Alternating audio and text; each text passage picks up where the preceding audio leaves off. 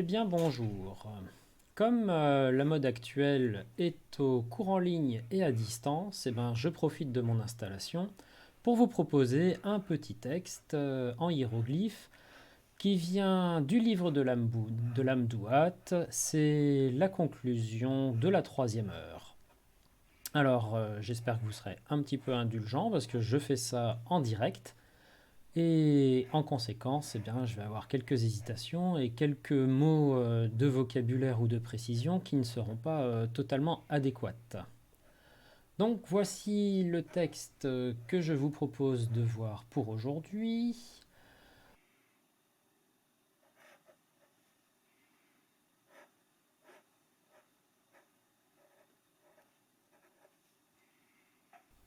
N'hésitez pas à mettre en pause la vidéo si vous voulez un petit peu travailler le texte par vous-même, parce que juste derrière, vous allez avoir les explications pour lire ce passage.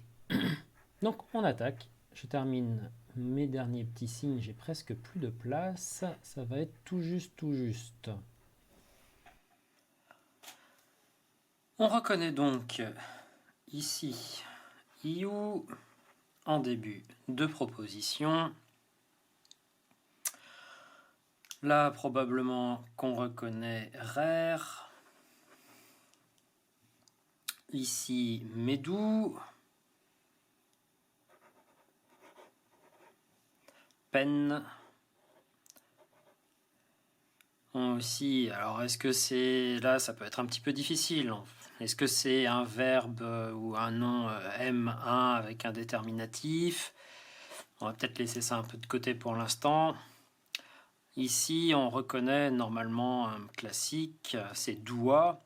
Doua qui est déterminé par un personnage avec une barbe postiche en général, je l'ai oublié, et la marque du pluriel. Donc, c'est douatiou.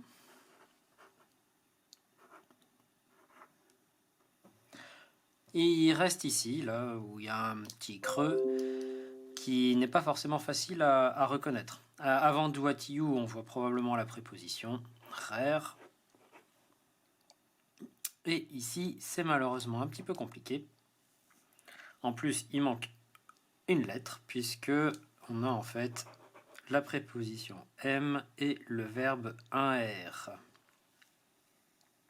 1R qui veut dire atteindre.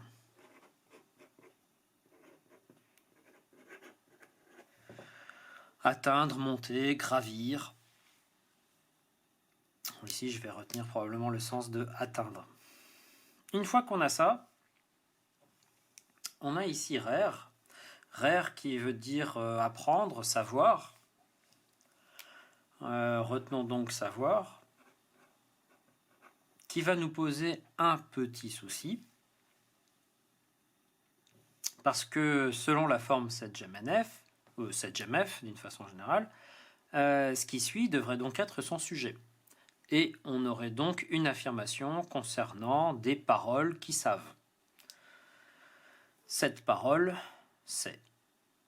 Et après, on a l'idée d'un verbe de mouvement, atteindre, gravir, précédé de cette préposition M.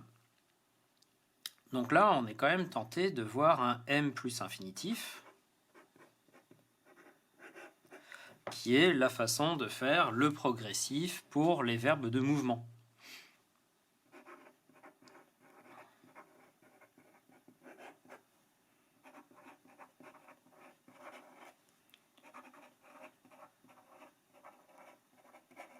Mais à ce moment-là, je suis embêté avec ici mon verbe rare, puisque si on part sur l'idée d'une forme M un plus infinitif, cela voudrait donc dire que tout ce qui est avant mon M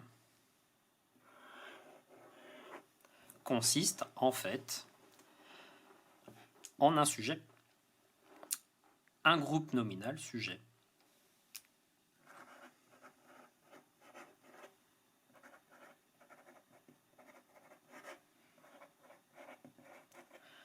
Et ici, on aurait notre prédicat adverbial avec un M plus infinitif.